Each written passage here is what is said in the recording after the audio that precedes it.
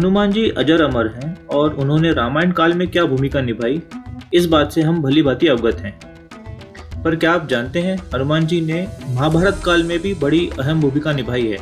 आज के वीडियो में हम सुनेंगे दो ऐसी कहानियां जिसमें पता चलता है कि हनुमान जी ने महाभारत काल में क्या भूमिका निभाई, कैसे उन्होंने अर्जुन का साथ दिया युद्ध में और किस तरह से उन्होंने कृष्ण जी की पत्नी सत्यभामा, उनके वाहन गरुड़, सुदर्शन चक्र और अर्जुन, इन सभी का घमंड किस तरह से तोड़ा। तो चलिए शुरू करते हैं कथा संगम की आज की ये कथा। कहानियों की दुनिया यानी कथा संगम, इस दुनिया में आपका स्वागत है। यदि आप इस चैनल पर नए हैं तो अभी नीचे दिख रहे लाल बटन को दबाइए और सब्सक्राइब करिए। इसी के साथ शुरू करते हैं आज की ये कहानी। भगवान श्री कृष्ण को विष्णु का अवतार माना जाता है। विष्णु ने ही श्री राम के रूप में अवतार लिया था और विष्णु ने ही श्री कृष्ण के रूप में भी। बात है महाभारत काल की। श्री कृष्ण की 8 पत्नियां थीं, उनमें से एक थी सत्यभामा। सत्यभामा को अपनी सुंदरता और महारानी होने का घमंड हो चला था। वहीं सुदर्शन चक्र खुद को सबसे शक्तिशाली समझता था और विष्णु के वाहन गरुड़ को भी अपने सबसे तेज उड़ान भरने का घमंड था। एक दिन श्री कृष्ण द्वारिका में अपनी रानी सत्यभामा के साथ सिंहासन पर विराजमान थे और उनके निकट ही गरुड़ और सुदर्शन चक्र भी उनकी सेवा में विराजमान थे। बातों ही बातों में रानी सत्यभामा ने व्यंग्यपूर्ण लहजे में पूछा, हे प्रभु, आपने त्रेता युग में राम के रूप में अवतार लिया था। सीता आपकी पत्नी थी, क्या वो मुझसे भी ज्यादा सुंदर थी? भगवान सत्यभामा की बातों का जवाब देते उससे पहले ही गरुड़ ने कह दिया, भगवान, क्या दुनिया में मुझसे भी ज्यादा तेज गति से कोई उड़ सकता है? तभी सुदर्शन से भी नहीं रहा गया। वह भी बोल उठा कि भगवान, मैंने बड़े बड़े युद्धों में आपको विजय दिलवाई है, क्या संसार में मुझसे भी शक्तिशाली कोई है? द्वारकाधीश समझ गए कि तीनों में अभिमान आ गया है। भगवान मंद मंद मुस्कुराने लगे और सोचने लगे कि इनका अहंकार कैसे नष्ट किया जाए। तभी उनको एक युक्ति सूझी। फिर भगवान ने गरुड़ से कहा, हे गरुड़, तुम हनुमान के पास जाओ और कहना भगवान राम और माता सीता उनकी प्रतीक्षा कर रहे हैं। गरुड़ भगवान की आज्ञा लेकर हनुमान को लाने चले गए। इधर श्री कृष्ण ने सत्यभामा से कहा कि देवी, आप सीता के रूप में तैयार हो जाएं, और स्वयं द्वारकाधीश ने राम का रूप धारण कर लिया। फिर श्री कृष्ण ने सुदर्शन चक्र को आज्ञा देते हुए कहा, तुम महल के प्रवेश द्वार पर पहरा दो और ध्यान रहे कि मेरी आज्ञा के बिना कोई महल में प्रवेश न कर पाए। सुदर्शन चक्र ने कहा, जो आज्ञा भगवान, और भगवान की आज्ञा पाकर चक्र महल के द्वार पर तैनात हो गया।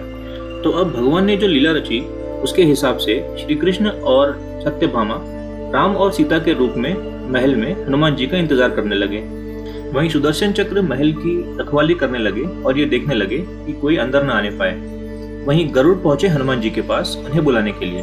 गरुड़ हनुमान के पास पहुंचे और उन्होंने कहा, हे वानर श्रेष्ठ, भगवान राम माता सीता के साथ द्वारका में आपसे मिलने के लिए पधारे हैं। आपको बुला के लाने की आज्ञा है। आप मेरे साथ चलिए, मैं आपको अपनी पीठ पर बिठाकर जल्दी ही वहां ले जाऊंगा।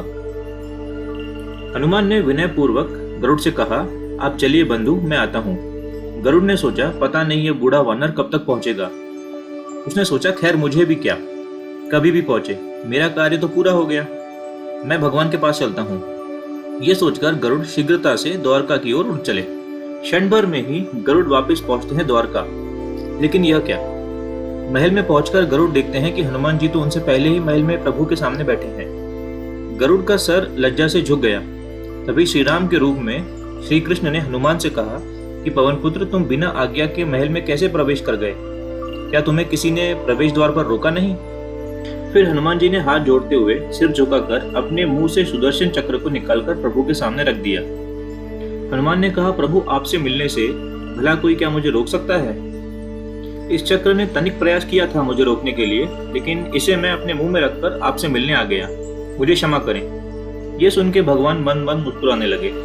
अंत में हनुमान जी ने हाथ जोड़ते हुए श्री राम से प्रश्न किया, हे प्रभु, मैं तो आपको पहचानता हूँ, आप ही श्री कृष्ण के रूप में मेरे राम हैं, लेकिन आज आपने माता सीता के स्थान पर किसी दासी को इतना सम्मान दे दिया कि वह आपके साथ सिंहासन पर विराजमान है।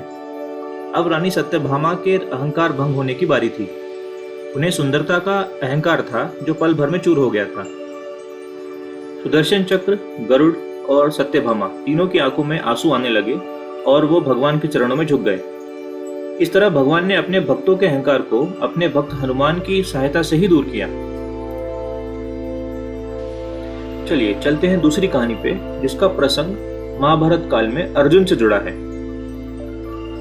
आनंद रामायण के अनुसार अर्जुन के रथ पर हनुमान जी के विराजित होने के पीछे भी एक कारण है। एक बार रामेश्वरम तीर्थ में अर्जुन का हनुमान जी से मिलन हो जाता है। इस पहली मुलाकात में हनुमान जी से अर्जुन ने कहा, अरे राम और रावण के युद्ध के समय आप थे? हनुमान जी ने उत्तर दिया, हाँ। तभी अर्जुन ने कहा, आपके स्वामी श्री राम तो बड़े ही श्रेष्ठ धनुर्धारी थे, तो उन्हें पत्थरों का पुल बनाने की क्या आवश्यकता पड़ी? यदि मैं वहां उपस्थित होता तो समुद्र पर बाणों का सेतु बना देता, जिस पर चढ़कर आपका पूरा वानर दल समुद्र पार कर लेता। इस पर हनुमान जी ने कहा, असंभव। बाणों का सेतु यहाँ पर कोई काम नहीं कर पाता। यदि हमारा एक भी वानर बाण के बने पुल पर चढ़ता तो पुल छिन्न भिन्न हो जाता। इस पर अर्जुन ने घमंड से कहा, देखो सामने ये सरोवर है, मैं उस पर बाणों का एक सेतु बनाता हूँ, आप इस पर चढ़कर सरोवर को आसानी से पार कर लेंगे। हनुमान जी ने कहा, असंभव। तब अर्जुन ने कहा, यदि आपके चलने से सेतु टूट जाएगा तो मैं अग्नि में प्रवेश कर लूंगा, यदि नहीं टूटता तो आपको अग्नि में प्रवेश करना पड़ेगा। हनुमान जी ने कहा, मुझे स्वीकार है, मेरे 2 चरण ही इसने झेल लिए तो मैं हार स्वीकार कर लूंगा। इसके बाद अर्जुन ने अपने प्रचंड बाणों से सेतु तैयार कर दिया। जब तक सेतु बनकर तैयार नहीं हुआ तब तक हनुमान अपने लघु रूप में ही रहे, लेकिन जैसे ही सेतु तैयार हुआ हनुमान ने अपना विराट रूप धारण कर ली। हनुमान राम का स्मरण करते हुए उस बाणों के सेतु पर चढ़ गए। पहला पग रखते ही सेतु सारा का सारा डगमगाने लगा, दूसरा पैर रखते ही चरमराया और तीसरा पैर रखते ही सरोवर के जल में खून खून हो गया। तभी हनुमान जी सेतु से नीचे उतर आए और अर्जुन से कहा, अग्नि तैयार करो, मैं अग्नि में जाने के लिए तैयार हूँ। अग्नि प्रज्वलित हुई और जैसे ही हनुमान अग्नि में कूदने चले वैसे ही भगवान श्री कृष्ण प्रकट हो गए और बोले, ठहरो। तभी अर्जुन और हनुमान ने उन्हें प्रणाम किया। भगवान ने सारा प्रसंग जानने के बाद कहा, हे हनुमान, आपका तीसरा पैर सेतु पर जब पड़ा उस समय मैं कछुआ बनकर सेतु के नीचे लेटा हुआ था और इसे सहारा दे रहा था। आपकी शक्ति से आपके पैर रखते ही मेरा कछुए रूप में से रक्त निकल गया। यह सेतु तो आपके पहले पग में ही टूट जाता अगर मैं कछुआ रूप में नीचे नहीं होता तो। यह सुनकर हनुमान को काफी कष्ट हुआ। उन्होंने क्षमा मांगी। उन्होंने कहा, मैं तो बड़ा अपराधी निकला, आपकी पीठ पर मैंने पैर रख दिया, मेरा ये अपराध कैसे दूर होगा भगवान?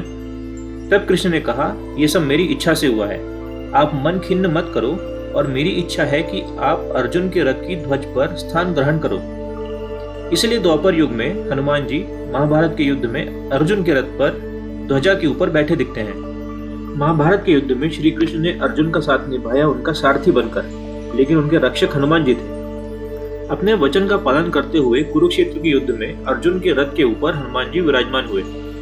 युद्ध के अंतिम दिन श्री कृष्ण ने हनुमान जी की उपस्थिति को प्रमाणित करते हुए अर्जुन को रथ से उतरने के लिए कहा। उसके बाद श्री कृष्ण खुद रथ से उतरे। श्री कृष्ण ने हनुमान जी को अर्जुन की रक्षा के लिए धन्यवाद दिया और जैसे ही हनुमान जी उस रथ से नीचे निकले वैसे ही रथ में आग लग गई। इस वाक्य से आश्चर्यचकित अर्जुन को श्री कृष्ण ने बताया कि युद्ध में दिव्य अस्त्रों से उनकी रक्षा हनुमान जी ही कर रहे थे और उनकी विजय का एक बड़ा कारण यह है कि खुद हनुमान जी उनकी रक्षा कर रहे थे। इस तरह हनुमान जी ने महाभारत काल में भी एक बड़ी भूमिका निभाई और अर्जुन के घमंड को भी चूर किया। आज की कहानी में हमने जाना कि कैसे हनुमान जी ने न केवल रामायण काल में बल्कि महाभारत काल में भी एक बड़ी भूमिका निभाई।